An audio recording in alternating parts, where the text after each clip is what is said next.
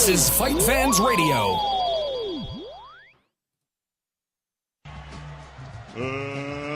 Let's get ready to rumble!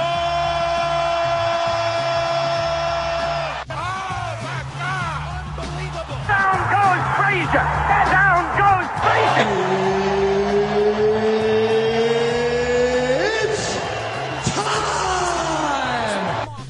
You're listening to New Mexico's only mixed martial arts and boxing podcast, The Low Blow, on AtomCombatSports.com and FightFans Radio. It is episode 116 of Low Blow Radio on Southwest on SWFight.com, USCombatSports.com, and FightFans Radio.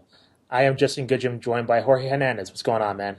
Hey, man, how you doing? That intro is going to have a whole different meaning now with Emanuel Steward's voice there saying, oh, my God.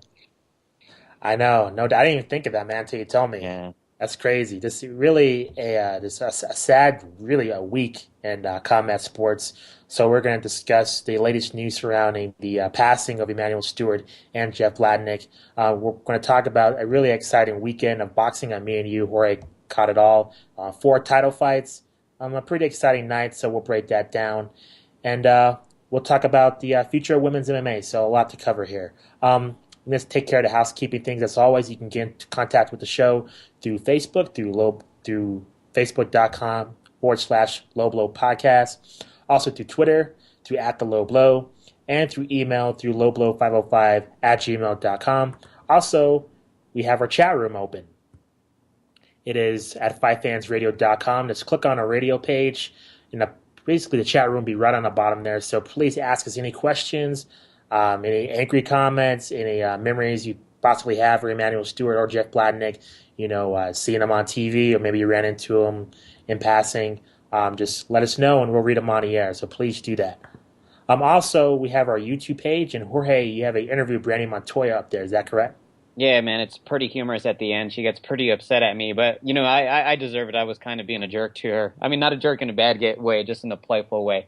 She is fighting for the WIBA super flyweight youth title this weekend, and she hopes it's a start for her to eventually, fight another guest that we had on the Low Blow, Ava Knight. So, it's to check out the interview, and you'll see what she has to say about Ava Knight as well. I mean, that fight probably won't happen for another 2 years, but still something to look forward to. That will be also on our Facebook page. But if you want to go directly to our YouTube page, it is youtube.com/LowBlow505. So please go check that out. And also check out FightFans Radio, all one handle, FightFans Radio on Facebook, Twitter, YouTube, and Ustream. That has all of our shows along with the rest of the FightFans Radio family. So let's talk about the news, Jorge, and let's break down the latest news surrounding Emanuel Steward's passing. Just before you get into it, Jorge, I just was tracking it all through Twitter today, and there was conflicting reports, but eventually towards the afternoon, it was confirmed that Emanuel Steward did pass away.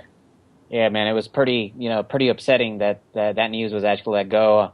I mean, the specifics of what it actually was, everyone knew that he was ill. Throughout the day, there were, just people stating whether he had passed or not. It was actually one of his confidants that actually first announced the news earlier today that he had actually passed, but a couple of hours later, his family came out saying that no, he's still, basically that he was still on Earth, but pretty much that his soul had left him. So for those of you that had been bedside for someone who is either taken off a respiratory machine or whether it might be, it's kind of sad when you do see someone in just their shell, if you will. So very upsetting news. When it does come to this man, and I'm sure we'll go into this in detail, he's just one of the greats, whether it be a trainer and just very important to the sport. If you ask me, he's more important to boxing. Well, I mean, maybe he'd be on par the way, I guess, the way Dick Vitale is actually a go-to person for college basketball. I think Emanuel Steward holds a little higher regard when it comes to boxing than Vitale actually does within college basketball. So that's how much I think he meant to the sport. No doubt. let's kind of discuss the other death of the week, and that concerns Jeff Bladnick. According to the report, this happened yesterday, and he passed away due to complications from surgery. He's basically best known, Jeff Bladnick, for winning the gold medal in 1984. He also had a long time run as a commentator for the early days of the UFC. He passed away due to complications after having heart surgery. He was a two-time Olympian. He really played part in the early days of the UFC. Really, his name doesn't get mentioned too much in terms of really the foundation of building the sport, but I think it should.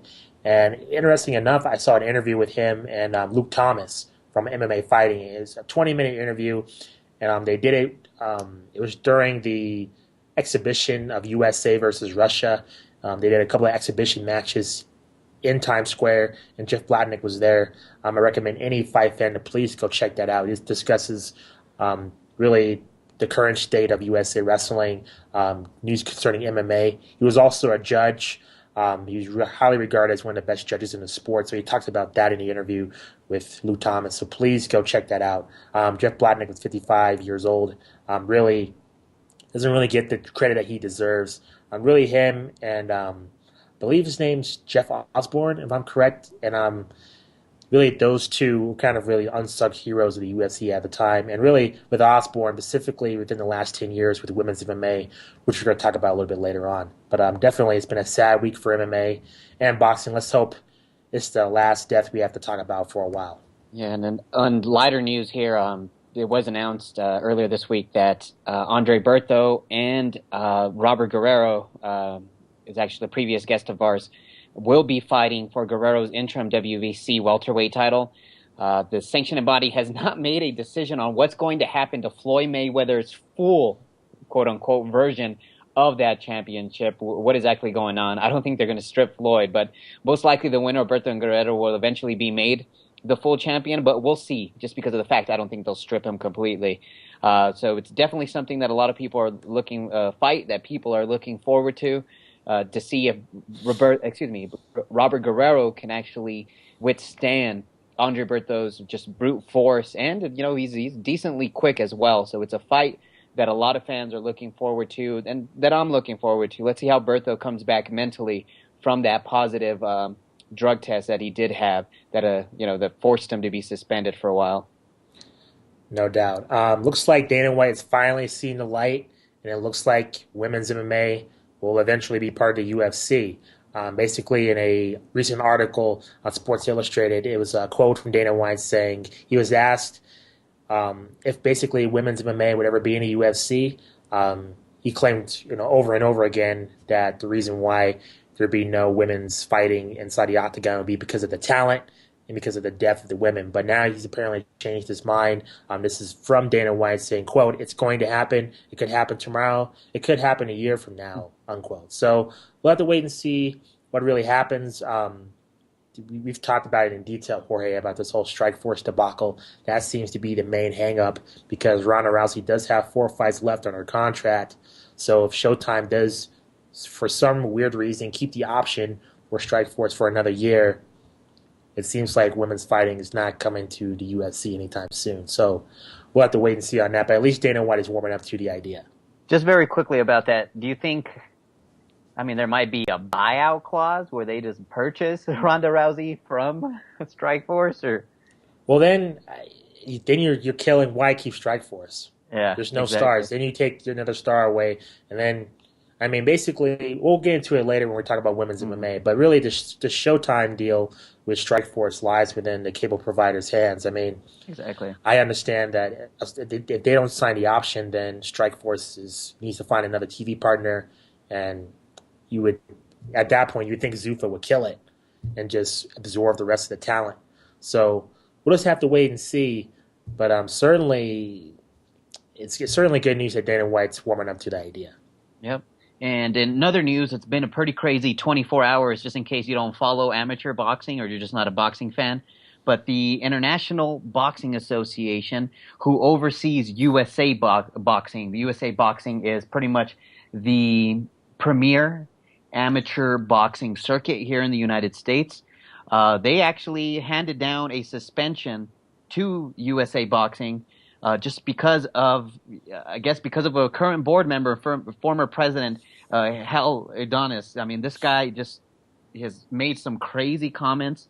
Most recently, he spoke to an editor there at the New Yorker magazine, just mentioning, just strange mentions of homosexuality running rampant in boxing, and how boxing, it's more likely for these boxers to succeed if they were abused as children. I mean, just these off-the-wall comments.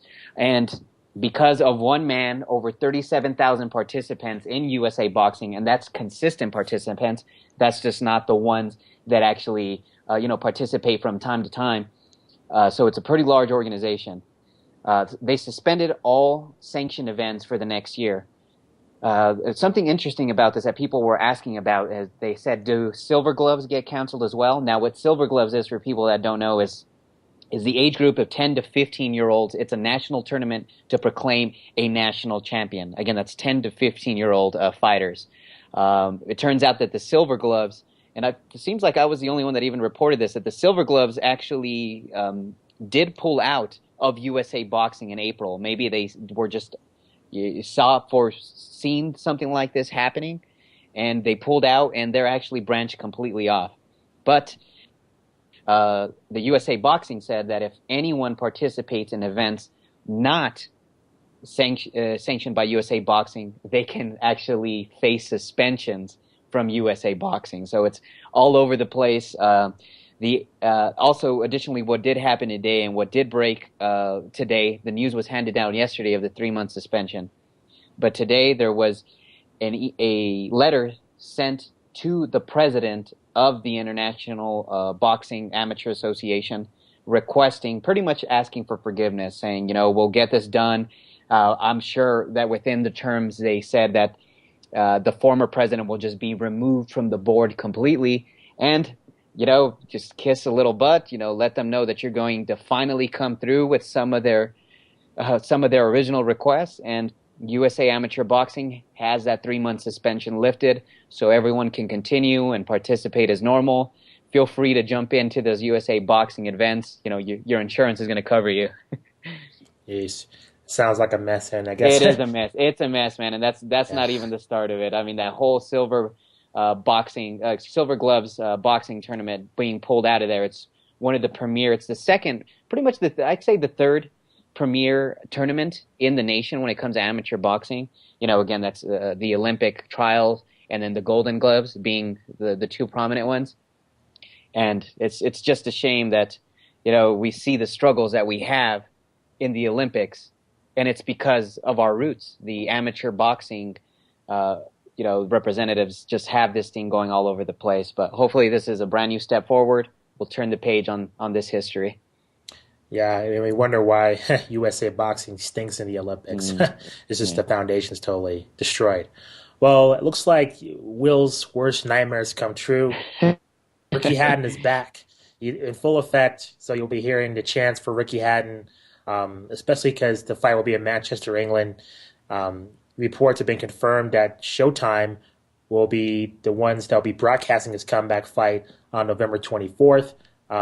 They'll air it live earlier in the day for Americans, and then air the replay that will go up against the Golden Boys HBO show featuring Andre Berto versus Robert Guerrero. So it's certainly a huge doubleheader. Just real quickly, Jorge, I was shocked when we were talking. You were telling me that Ricky Hatton was coming back. I was shocked because Ricky Hatton's known as Ricky Fatten. So when he retired, I assumed he ballooned to 300 pounds, spend his days in the pub drinking Guinness and throwing darts. But I guess apparently he's back, and you said he's shredded. Oh, no, he is shredded. Just about a month and a half ago, there were photos just taken with the camera phone of him. But, camera phone or not, this guy looks in shape. He's probably looks like, I know this fight they're thinking might take place at welterweight, but he's probably at a good 160 pounds, and that's pretty good based off of what he actually balloons to. But the guy's in shape. And he's still, a month away from his fight, so he has plenty of time to make weight if that's around the weight he's actually at. And the fighter that he's actually taking on, the Ukrainian Vyacheslav Shevchenko, he was previously a WBA welterweight champion. He lost that title to Paul Malignaggi. He actually got destroyed by Malignaggi, got TKO'd in that bout. So he's no joke. It's a pretty good contest for Ricky Hatton, and to actually see and gauge where he's at here at the welterweight level. I mean, ultimately, what fights he might be looking for, I'm not sure. Will the rematch with Pacquiao or Mayweather happen? I doubt it, but he has a good chance of getting fights with some of these young fighters. Who knows? He pulls this off and then maybe gets a title shot against the Robert Guerrero, Andre Berto winner. I mean, there's a lot up in the air with this one. He's a big name, and he did have some crossover appeal when he was fighting both Pacquiao and Mayweather. I mean, people were somewhat into him. And he draws a huge crowd, especially over from England to the United States. I mean, I think they said there was something like 8,000, Englishmen there at that fight for the Floyd Mayweather. I mean, it sounded like a concert. Despite it did. So. Yeah, absolutely. Also, we have some rumors about Jose Aldo possibly facing Frankie Edgar in Brazil at UFC 156 on January 19th. This had not been confirmed. Multiple sources have said this is just a rumor, but MMA Junkie says to have some decent credibility to the report. So I think it's safe to say that for sure that the next opponent for Jose Aldo is going to be Frankie Edgar. But again, the date and kind of when it's going to be at, I think it's still up in the air. But Frankie Edgar is the big-time name in that division now since he's dropped down to 145 pounds. And really, Jose Aldo's been kind of out of sight, out of mind ever since his motorcycle accident. So having a somewhat big name for him to face is not a bad idea to get Jose Aldo back into UFC fans' minds. So we'll see if that fight does take place in the new year. And Jorge, you have some news about the latest Jackson's MMA card that's going to hit Albuquerque in December. Yep, the main event was actually announced earlier this week. It was actually a couple of days ago on Tuesday. Matt Leyva, who's a local fighter, he has a pretty decent following here in the city. He's 9-2 as a professional. He'll be fighting Anthony Burchak out of Arizona. Arizona's Apex MMA is the name of the gym. He's 8-1 as a professional, so it's a very good fight. Both guys are well above a 500 record, so I'm actually pretty excited about this. I've seen video. Well, Matt, I've seen personally 3 times fight in person. Anthony, I've seen video of, and it's a very good contest. It's going to be a power fighter against the submission specialist. So it'll be very good to see there at Tingley Coliseum. If you didn't go to the last event at the Tingley Coliseum, I'm telling you, Jackson's puts on one hell of an event. Just basically their monitors are state-of-the-art. Their lighting, everything, the setup is just amazing. So this is taking place December 1st, 2012. The tickets already gone on sale. So for those of you that aren't going to watch Austin Trout fight that night, make sure you go to the Jackson's MMA series. And there's also rumors that Jody Esquibel, a local fighter here, will actually be on that card as well. Conrad Padilla, another local fighter, is looking to be on there. And Nick Urso, a fighter out of Florida who's based out of Albuquerque, will actually be on that card as well. That's all the details that we have as of right now as far as the opponents. The card will materialize over the next month or so. So we still have plenty of time, and who knows, maybe we'll even see some changes or maybe late additions to that card. No doubt. Just the whole month of December is going to be absolutely insane. It's good for fight fans. I don't know if it's so good for the media and us to kind of cover this because this is pretty much an event every weekend, not 2 times, 3 times each weekend in December. It's going to be crazy. So let's get into 2 rounds, man. Do you want to go first or should I take it? Right. I guess I'll go first. Nothing too serious. I just heard an interview with Victor Conte with Joe Rogan. I don't know if you listen to the Joe Rogan podcast, Ray. No, not really, man. His podcast is weird. Like it's everything from it's all over the place. Conspiracy theories, aliens. He talks about MMA a lot, but the most recent episode he did talk about with Victor Conte, who is the president of Balco Labs, known for the steroid scandal in the 2000s, linked to Marion Jones, Brave Bonds, etc. And really, he talked a lot about MMA. And if he had to guess the steroid use in MMA, he said it would be about 50%. Wow. That was his quote. And he basically said, they're talking about the different testing and different athletic commissions. He basically said in a nutshell that, the Las Vegas commission is basically a joke, that anybody that has any kind of brain could pass any test regarding the Las Vegas Athletic Commission. So my mind is just it just tells you that these commissions aren't regulated too well. There's been controversy surrounding Keith Kaiser, the chief operating officer of the Nevada State Athletic Commission, just in terms of the marijuana debate. I mean, a lot of fans and media members have been asking why doesn't he blood tests instead of doing a urine sample. There's some just different controversy with Nick the Diaz brothers and etc. I guess my point is that this past year has really kind of exposed a lot of the flaws within these commissions. Everything from the testosterone replacement therapy to everything going down with the California State Athletic Commission. It's just been kind of somewhat of a disaster.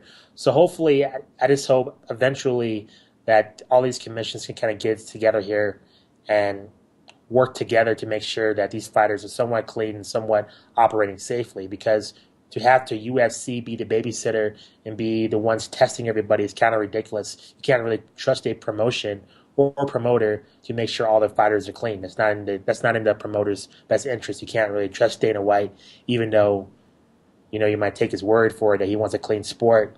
I mean, that's not healthy for the sport of MMA to take Dana White's word. So hopefully these commissions get it together, but I just don't see that happening. I guess my burn here that we're going to talk about, and I'd like to tag team this one with you, is sure. Jason Mayhem Miller, man. What's going on? That interview he had with Ariel Helwani that you actually posted on our LowBlow page, that was pretty amazing, man. It was. So what did you think? I mean, do you think he was for real? I mean, do you think he wasn't really flipped out? You think he was just playing a joke on us? Do you think he's that comical? I mean, I think I wouldn't put it past him to do something like that. But do you think it was legitimate or was it just him just flipping out, man? Which of the two was it? I think he wanted to pull something with Ariel Helwani. And really, my problem with it was not the fact that he did it, but that he kind of pulled it with his friend, with Ariel. Because he said it himself, Ariel doesn't have too many friends with fighters because he's a journalist. But, he told a story of how he was trying to get his visa, and Mayhem Miller wrote the letter to get Helwani's visa into the country. I don't want to make this, a big thing about Ariel and Jason Mayhem Miller's friendship, but to me, what struck me was that when Mayhem Miller stormed off and walked away, and when Ariel Helwani was trying to come back and get him, Mayhem Miller kind of stormed off and kind of left Ariel high and dry, and that rubbed me the wrong way because I thought those two were friends. He regards really Ariel Helwani, Josh Gross, Loretta Hunt, some other journalists in pretty high regard, and that's kind of a horrible thing to do to your friend. I mean, if Mayhem Miller stormed off and Ariel got him, and then Mayhem Miller just comes back and says, you know what, I'm just acting a fool. I just played a prank with my buddy Ariel. I'm just messing with him. And then he kind of, clears the air like he did in that, Central Park interview we had with them a couple of days ago. There wouldn't be too much controversy. But, I mean, really, he created a controversy himself. I think he wanted to be in character. It got out of hand, and he just got carried away. I think the interview now kind of really squashed any kind of rumors of Mayhem Miller going nuts. But nevertheless, that's always going to be there with his most recent actions. I mean, how far would you go to actually play a prank on your friend? How long would you have actually let that go, Jay? I mean, I don't know if I would have let it. You know what I mean? Thinking of his issues, he may have let it go more than it had to. Or agreed. Maybe he's just covering for himself. Maybe it wasn't just an act. Maybe he did flip out and is now using this as, I'm going to make up for this. I did kind of look kind of crazy and, worried my friend. So I'm going to go ahead and say, you know what, that was all fake. It was make believe. You know what I mean? It's hard to tell with him. He said that it was all pretend. I'd like to believe him, but I don't know if I completely do. So you think he just flipped out and went nuts on a show for no reason? I think at this point where he actually is and what we've seen him do before, I think it's hard to tell. I mean, I think we have to take what he said with a grain of salt. I mean, he is an intelligent guy who's speaking. Maybe he was trying to play a trick on a very good friend, but I mean, I think it kind of went overboard. And if he was, him, quote unquote, himself and pretending to be someone else, then why would you stress a friend out that bad? Is what I'm trying to say. I I wouldn't put it past him. We just can't trust him at this point, I think. I think you have a good point. I mean, when Ariel asked him about what happened within the church, the report about him being naked inside the church, Mayhem got defensive, and he's like, why did you report about TMZ? Ariel, Mayhem Miller asked Ariel, where'd you hear the report? And Ariel said TMZ. That's the first. Whether you have negative or positive thoughts with TMZ, they usually report celebrity stories first. And so, Ariel did do his own homework. He talked to the police, and they said they found him naked inside a church, which was destroyed. And really, Mayhem Miller didn't go into detail as to what was really happening in that church between him and his pastor. It just sounds kind of suspicious. So I don't really blame you for your skepticism, Jorge, at all. That's pretty wild, man. But, all the power to him. That was a great interview either way. You got good insight on him as an actual person and a man. So that was great to see. You do, yeah. I think, not to toot Ariel Helwani's horn, but it's the truth. He's probably the top interviewer in the sport right now. Really plays to what MMA, I think, journalism is kind of all about. It's not really, a sit-down, one-on-one intense interview. It's kind of a little bit loose and a little bit different than normal sports interviews. So I think he plays into that role pretty well. So, man, let's talk about the memory of Emanuel Steward. And I'm sure when we get Will next week, he'll go into detail about his memories about Emanuel Steward. Just real quickly, Jorge, before you get into it, because I'm sure you have a bunch of knowledge and stats about him. I saw Emanuel Steward in the lobby of the MGM Grand during the Pacquiao-Bradley fight. I didn't say hi to him, but he had a bunch of fans going up to him and just asking him for pictures and just talking to him. And Dan Raphael said that he's seen Emanuel Steward really do the same thing, that he was always accessible towards the fans, really polite towards anybody who wanted to talk about a sport of boxing. So he seemed fine to me. I want to ask, did you hear about any health problems concerning Steward within the last couple of weeks? It seemed to be, the story just came out of nowhere and totally shocked the sports world. Did you hear any rumblings, any chance? When it comes to that, there were rumors that he was suffering some sort of illness, but people weren't disclosing. Those people in his tight circle, the Klitschko brothers specifically, and a few other individuals did not want to share. It's probably either Emanuel didn't tell him, or he was completely, believed in them not to actually say what his illness was. There's rumors that it was cancer, or there's just rumors all over the place of what actually happened to him. So it's very difficult to actually know what was wrong with him. But as far as him being, not present at training, also not present at HBO events, that was evident. You just wouldn't see him ringside. You had guys like Max Kellerman and Roy Jones doing shows with Jim Lampley and Bob Papa, who is the alternative, the alternate, if you will, main host there for HBO. So, that is definitely something that you did see a lot. You knew something was wrong. He looked, as the year went by, you could kind of tell just seeing him on TV that he had become a little more frail as time went on, and you just didn't know if it was due just to the old age, but it was happening pretty quickly. So, when you found out that he was ill, but his death just came out of nowhere because people were just finding out that he was actually sick with something. So it was pretty devastating to hear the news, just because of the fact. You grow up watching him either training some of the more popular guys to ever be in the sport, to always being on HBO. It's just very difficult just to comprehend how that important of a person would actually just be taken away. He had one incredible career. He actually won Trainer of the Year a couple of times in '93 and 1997, and he was also Manager of the Year back in the '80s, 1980 and 1989. So he had a pretty good repertoire. Just a handful of the guys that he trained. Lennox Lewis, Tommy Hearns, Tony Tucker, and even the Klitschkos, Vladimir Klitschko specifically. So, and he gave a lot to the community, man. He was known for the charitable work that he did there within Detroit. He loved the town of Detroit, and his record stands, man. His heavyweight fighters had a combined record of 34-2 in title fights, which is insane, which is incredible. So he'll dearly be missed by the boxing community, and I'm sure here this weekend at the Saturday night fights here at the Kiev Auditorium locally. I mean, there'll be a silent 10 count for him, and every other boxing event that you'll see on TV will actually have that as well. And a lot of people don't know, he's one hell of an amateur boxer. Guy almost had 100 wins. He was like something like 95 and like 3 or something like that, which is insane. Oh, wow. Was a National Golden Gloves winner at bantamweight, which surprises you to see him now. You wouldn't think of him as a bantamweight. So he was a National Golden Gloves champion. So very, very talented, and just really seemed like a great man. And he always defended the fighters. I mean, how adamant would you have him get whenever a referee would would end a fight early, even if it wasn't his fighters, even if he was announcing, he'd get pretty adamant, man. He was very passionate.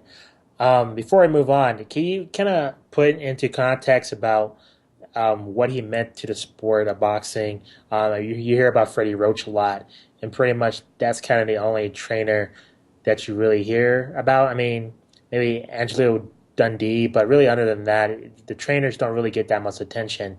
So with Emanuel Steward, can you maybe mention any kind of profound fight that he was a major factor in, that his guidance maybe turned the tide, or really any kind of, in terms of his years that he was trainer of the year, maybe can you go into somewhat detail as to what kind of year did he have exactly? When he was at his peak, what did he mean to the sport of boxing? He meant a lot of the sport of boxing. It was at a time where the heavyweight division was actually what people were saying dying.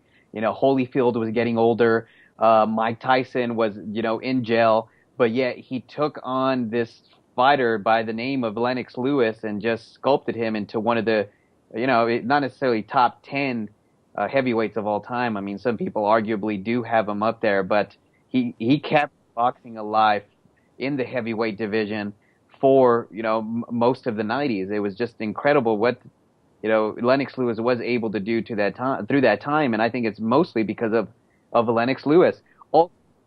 You talk about the golden age of boxing. The boxing has probably had about 3 golden ages. The mid 40s and 50s, and later the late 70s and early 80s with a lot of those middleweights and welterweights making noise, and then I'd like to say the late 80s and early 90s with Chavez Jr. and all those guys. He was there for all of that, especially with Thomas Hearns. Thomas Hearns is, if you'd ask Will, he's probably top 3 for Will. The Hitman is up there as one of the greatest fighters of all time. And basically coming out of Detroit, he was molded by Emanuel. And, I mean, what can you say about the Klitschko's? We're not fans of them, but look what they've been able to do. With his tutelage, they've been dominating. The brothers are just dominating, the heavyweight division, especially Vladimir. Vladimir is right now untouchable. And it's because I think he's been molded by Emanuel Steward and, his guidance. This was a guy that was not scared to put his own guys on blast with the TV cameras there. Says, he dropped so many F-bombs there on them and says, if you're not going to fight, then I'm getting I'm leaving. And he was dead serious. He's all, if you don't throw any punches, and you'd see the guys fight like hell in those last rounds just because of the fact they knew he was serious. So, I mean, it's a shame that, someone that meant that much to the sport. As far as influence, I think he's up there with the all-time greats. So, I mean, yeah, this really too bad, and I'm sure we're towards the end of the year, so I'm sure there'll be a lot of year-end specials about his life and his career. Again, you're listening to the LowBlow Radio on FightFans Radio. Please, if you're in the chat room, drop any questions or any comments, and we'll address them right on the air. Also, your tweets at the LowBlow. So, man, let's talk about a very eventful card in the Barclays Center in Brooklyn, New York, on Showtime TV this past Saturday night. Me and you caught it. A very great night of boxing, I have to say. 3 of the 4 fights were very entertaining. But let's start with perhaps the most boring fight of the night, Devin Alexander defeating Randall Bailey. Interesting enough, I don't know if you saw Andre Ward's tweets. Apparently he was defending Devin Alexander's performance. He did get the victory on the scorecards of 115, 111, 116, 110, and 117, 109. But definitely not an impressive performance. Do you agree? I definitely agree. He knew at the very end of the fight, Devin Alexander just what was his reply when as soon as he heard the boos? No, I know, but this Devin Alexander couldn't force a brawl or couldn't jump into the brawl. If you ask me, Devin Alexander fought a good game plan because he saw what Randall Bailey's power did to Mike Jones. I mean, out of 43 wins, 37 of his victories are by knockout. So Randall Bailey is no joke and does not have a lack of power. This guy has devastating knockout power, and Devin Alexander's game plan was to outbox him, and that's exactly what he did. Despite it was a boring fight. I mean, you and I can both agree on that, man. Yeah, Andre Ward's tweets. He quote, "Devin is a 3-time world champ in 2 different weight classes. Give credit where credit is due. Great job, bro." Let's see. He used this basically. It seemed like from his Twitter feed, a lot of people were totally criticizing Devin Alexander's performance, and apparently Andre Ward took offense to that. And I think, Andre Ward can kind of relate. He hasn't really put on the best performances either in his career, so maybe he can relate to what Devin Alexander is going through. Let's discuss the next fight on the card featuring, I think, the most exciting fight of the night. Peter Quillin featuring Hassan Nadam. Quillin getting the unanimous decision. Kid Chocolate, really impressive. A little bit slow to get out from the gates, but nevertheless, he gets the decision on 115-107, 115-107, 115-107. And I think you agree with me, Jorge, in saying that there was 4 knockdowns scored. There should have been 6. Completely agree. There were some that the ref just completely missed. I don't know how that happened, but Jay, this is up there for me as a candidate for fight of the year just because of the just will and determination that Hassan Nadam actually showed in this fight.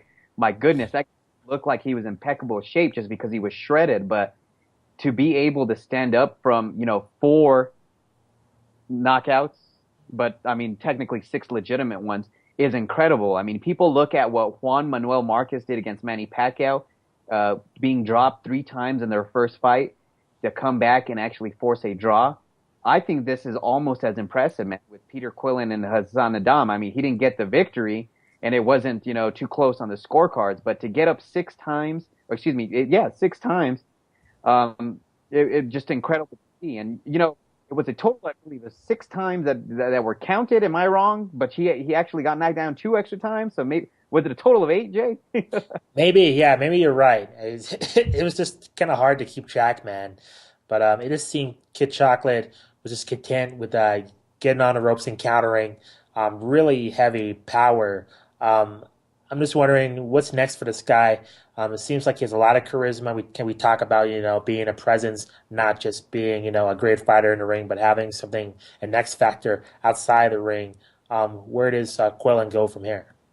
When it comes to Quillin, for people that haven't seen his interviews, he's a humorous guy, very outgoing. We have a couple of interviews with him on our LowBlow page, LowBlow 505. I got a chance to interview him when I was in Los Angeles for the Coyote and Antonio Tarver fight. This guy started the first interview I did with him by giving my cameraman a titty twister, bro. This guy is just out of nowhere. He's a guy, man. And he has so much passion of being Cuban. But he's so Americanized. He's not from Cuba. His father is, but he's so Americanized that the people of New York and Michigan, where he's originally from, are gonna love him. He seems just like a very charismatic guy, and he's very humorous. So when it comes to Peter Quillin, I think he can be a breakout star there in the middleweight division. I mean, he has plenty of talent to choose from. I'd love to see a fight between him and Chavez or him and Martinez someday. Who knows if it'll actually happen? But you have guys like Gennady Golovkin, he can fight. I was going to mention him. Do you think that fight would happen sooner rather than later? Man, I think Golden Boy is going to keep all of their fighters away from Golovkin, man. This guy is just, and I think Peter Quillin would be up for that challenge, and I think he'd do fairly well with Golovkin. But again, Golovkin is just a pure boxer with some strong hands, man. So, I mean, that'd be a very interesting fight. I think people would want to see. Daniel Gil is another one from Australia. He's ranked number 2 in that division. So, a lot of fights that they can make with Peter Quillen against some of these international guys, I think, and make him a breakout star.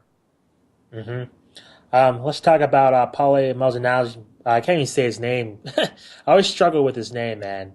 Paulie, is it Malignaggi or did I get that kind of Malignaggi? Okay.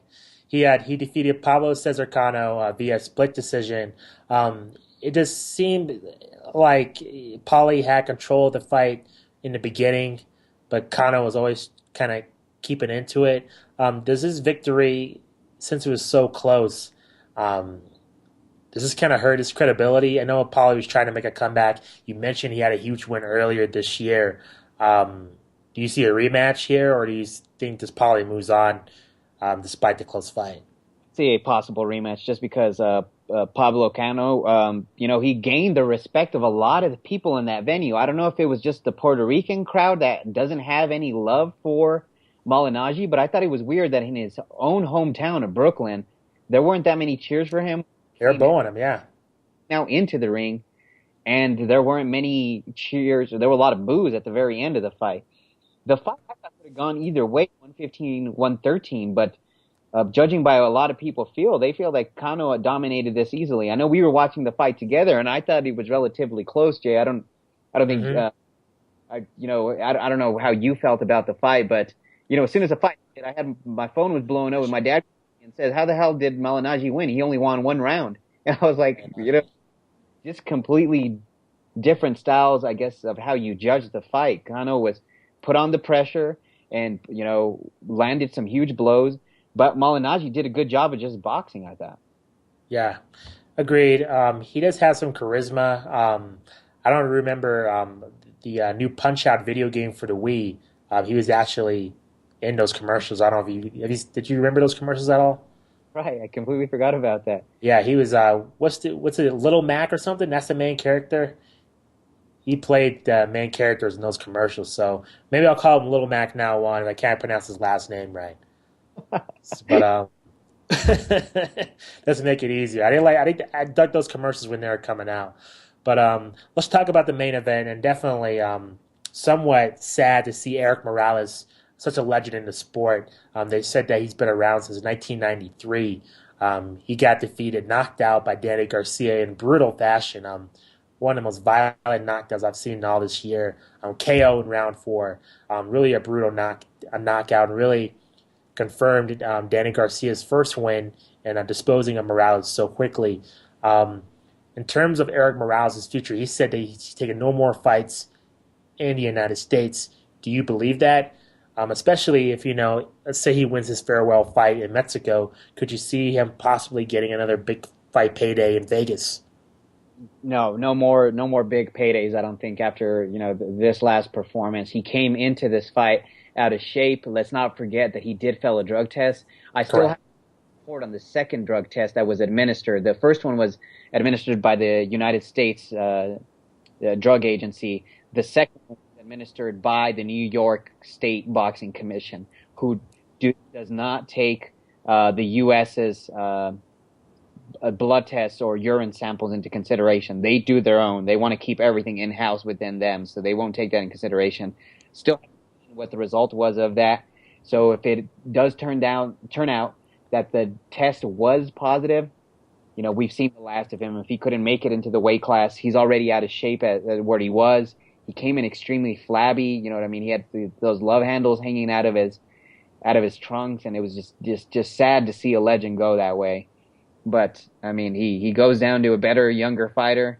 It wasn't, it doesn't seem like that long ago, but it actually was that it was him in the very same position, just, defeating legends down in Mexico. So, I hope it's the last that we do see of Eric Morales, unless he does get his act back together. And at age 36, I don't think we actually will. So maybe 1 or 2 more fights in Mexico, and I think he's done. He has a lot of love for his birth town of Tijuana, Mexico. So I think he'll do it there, and that would be his farewell fight. I don't think we'll see a Chavez Sr. type deal where he has a farewell fight in every city he ever fought before. I mean, I don't think we're going to see a farewell Phoenix fight like we did with Chavez Sr. So, In terms of Danny Garcia in the junior welterweight division, who do you see that's the most lucrative fight for him next? I can't believe Zab Judah's ranked three in terms of the Ring Magazine rankings. That seems to be insane. And nevertheless, he's number three. Brandon Rios is five. Alvarado's seven, with Garcia being number one. He already beat Amir Khan. Do you see a fight with Lucas Matisse in his future? Do you see him moving up? It seems like with the people that were watching the fight, there was some people not sold on Danny Garcia yet being a future star. So do you see him being protected in 2013, perhaps taking a huge fight towards the end of next year? Or do you see him kind of going into the deep side of the pool and fighting the Sharks in the welterweight division? I think that's exactly what we'll see. I'll see them take it easy on him for a little bit. I mean, he's still pretty young, so the guy does have decent power. And as far as protection, I think they'll give him decent competition, but as far as any of the other guys in the division, I think he'll easily beat Lamont Peterson. Lucas Matisse will be a tough fight for him.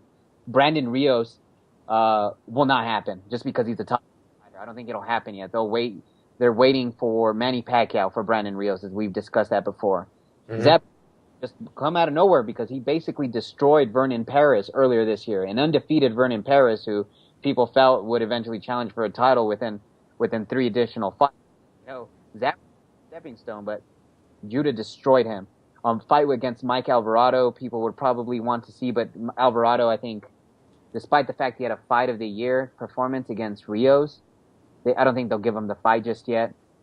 I mean, who knows? Maybe Juan Manuel Marquez. I think that would be a very entertaining fight based on how the two guys fight. Danny Garcia, has power. He's somewhat technical, except I don't like the way he throws some of those wide punches.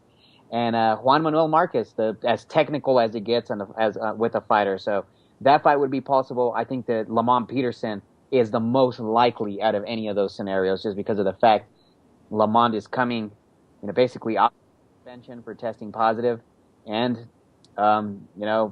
just he's a lucrative name. He was a champion. He defeated Amir Khan.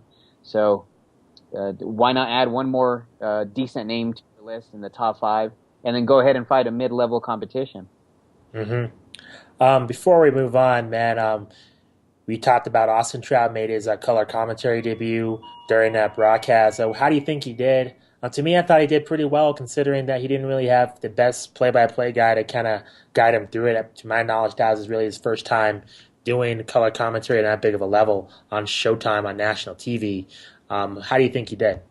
I think he did decent. I mean, it wasn't a bad job. He jumped in right at the right moments he was supposed to. They didn't give him the best leadway or segue into having him speak. So he jumped in at the moments he should have. Broke down the fighters' strengths and weaknesses as best as he could. Especially with, dude, it was overloaded. You know what I mean? There were too many people, I think, commentating for that fight. There were. Had four people just commentating. And then there you go, bringing in Joe Cortez. That I hate him as a referee, but there you go, having him as a special guest commentator. There were just too many people on the panel, and I just thought it was very strange the way they used Joe Cortez. It was kind of like the way Fox uses it. What was the old head of officiating, Mike Pereira? What's his name? Yeah, there you go. Yeah, you're right. That's kind of what that actually feels like. But as far as Trout, I mean, he jumped in at the right times. And they did a decent job of promoting his fight upcoming with Miguel Cotto December 1st. So I think this little media endeavor that obviously was brought in Trout, introduced him to the general audience, did help him a little bit. Mm-hmm. Excuse me. Let's shift gears and I want to revisit this topic that we talked about a couple of months ago, and that's women's MMA. Since Dana White said that it could be a draw, possibly in the side of UFC in the next year or so. We had this conversation about Cyborg, and if Ronda Rousey ever fought, you said it wouldn't get above 300,000 pay-per-view buys. Do you see maybe possibly other women in the future, as in general, women's fighting, possibly, getting as much, pay-per-view buys as the men? Or do you think that there's an overall prejudice just in combat sports that people just won't. There won't be that attention to break the million pay-per-view buy mark at all. Just will be the barrier because people can't accept women's fighting. What exactly is kind of preventing you for seeing the even potential between women's MMA and men's MMA? I think you just got to put a decent card together. Right now, we're not ready for an all-female card to do very well, especially if Strikeforce, let's say, did have a pay-per-view with Rousey and maybe the next top contender. It's going to take a while before you actually build up to just a large amount of pay-per-view buys. You got to build, the entire event and the entire card to be able to sell.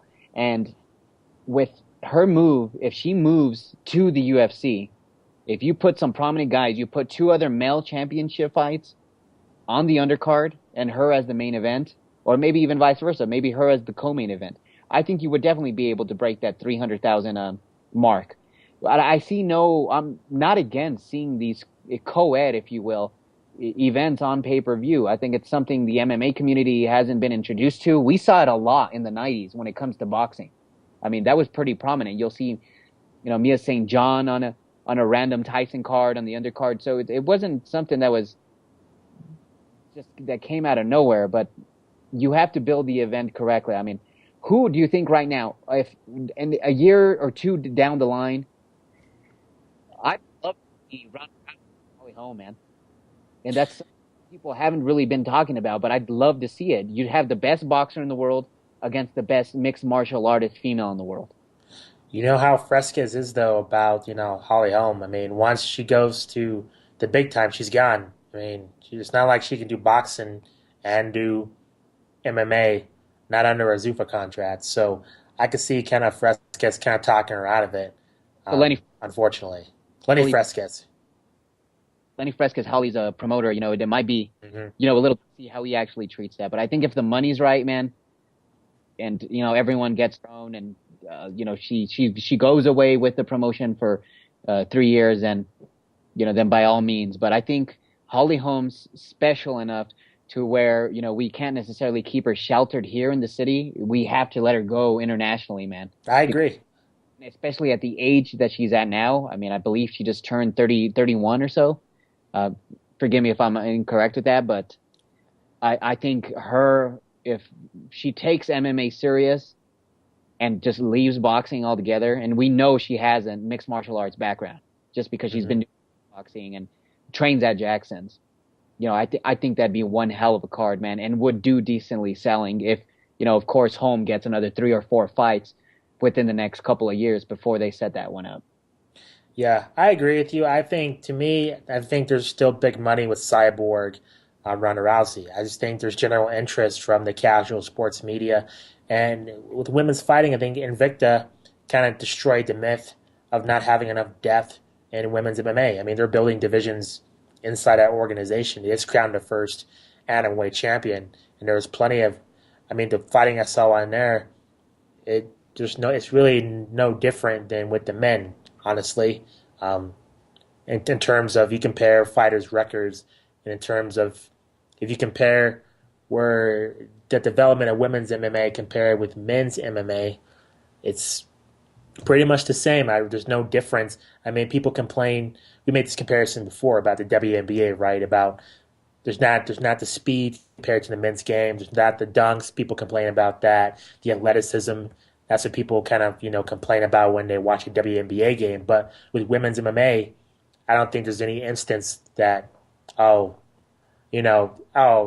couldn't do anything like that the men couldn't do. They pretty much have the exact same skill set. And I think also they have the novelty factor of being women. That's a huge draw. So to me, if it's promoted correctly, I see big money. But first, there's just this whole thing with Showtime and Strikeforce that's kind of preventing really women from crossing over big time. Now, that fight Cyborg, if it were to eventually be held, let's say on a UFC pay-per-view, do you have that set as the, main event with some of the, I guess, lower tiered belts, if you will? Main event? Leading up to it, or do you have it as a co-main event and have a guy like John Jones in the main event? No.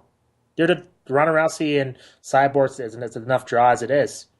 It's a bigger draw. You can't tell me that they're Ronda Rousey's a bigger draw than Frankie Edgar is, or Ben Henderson, or Jose Aldo, That's what I'm or referring to the lower belts beneath her to set her up as the main event.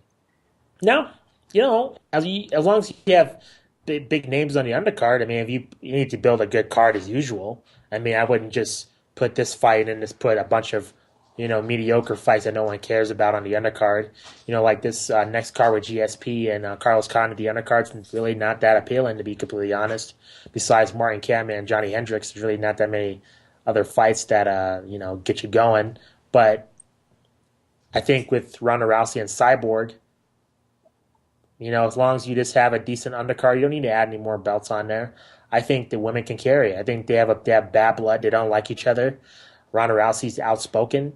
She has, a lot. She really is the male Chael Sonnen, but she's a woman, and people find her attractive. And she is on a roll of, breaking people's arms, and she's undefeated. And that's character traits that Chael Sonnen does not have. I mean, you saw with the body issue, there was rumors that her covers sold the most out of any other the covers that ESPN had for that issue of the magazine. So I think she's a huge draw if she's capitalized on, in my opinion. I think that's going to pretty much wrap up our show. Is there anything else you wanted to add, Jorge, before we say goodbye? No, that's pretty much it. If you're in Albuquerque or in the Albuquerque area, make sure you go check out the Saturday night fights at the convention center. I mean, you got your loaded card with talent. I mean, you got El Maldonado, who's the best, boxer at the Albuquerque region. You also got Brandy Montoya on there, Christian Cabral, who I've said several times might be one of the more impressive young fighters that we have coming up. And you have also the Crispin, Arturo, and Amanda Crispin on that card, and the always entertaining Victoria Cisneros and Jose Luis Sanchez out of the Sanchez Boxing Club. Those guys have always really been good to me every time I go visit them. Oh, you're down in El Paso, go check out the Hans, man. Those Abraham Han, A.B. Han, I mean, remember the name. He's Alston Trout's boxing trainer or sparring partner here. Guy's a stud. I mean, he's 17-0, and he's definitely being overlooked by everyone nationwide. So make sure you guys check out either one of the two fights if you're here in the El Paso area. Cool. I think that's going to conclude our show. As always, you can get in touch with the show through Facebook, through facebook.com/LowBlow podcast. You'll see the faces of Austin Trout and Carlos Condit both going for the gold within the next couple of months. That has all of our updates plus stories from the combat sports world. Also, check out our Twitter feed at the LowBlow. It has our latest news stories, our latest video interviews, and a lot more. And also, feel free to shoot us an email the old-fashioned way, lowblow505@gmail.com. Also, our YouTube page at youtube.com/lowblow505. Also, check out FightFans Radio through Facebook, Twitter, YouTube, and Ustream. That's all one handle, FightFans Radio. That has our show along with the rest of the FightFans Radio network. I think that's about it. So for Jorge Hernandez, I'm Justin Goodrum. Will McClare will be back hopefully next week. I'm Justin Goodrum, and we'll see you next time. Peace.